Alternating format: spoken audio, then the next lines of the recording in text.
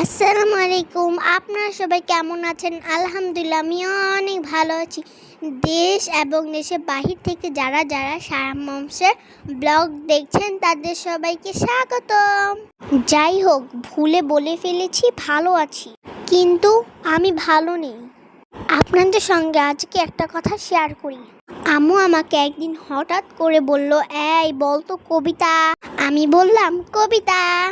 আম্মু আমাকে আবার বলল, এই বলতো ছড়া। আমি বললাম ছড়া। ও মা, এ দেখি বোমের মতো ফায়ার হয়ে গেল। আম্মু যা বলতে বলেছে তাই তো বললাম। এখানে আমার ভুলটা কোথায় আমি এখনো বুঝতে পারিনি। আপনারা যদি বুঝতে পারেন অবশ্যই কিন্তু কমেন্টে জানিয়ে যাবেন। ও যাই হোক, আমি তো একটা কথা বলতে ভুলেই গেলাম।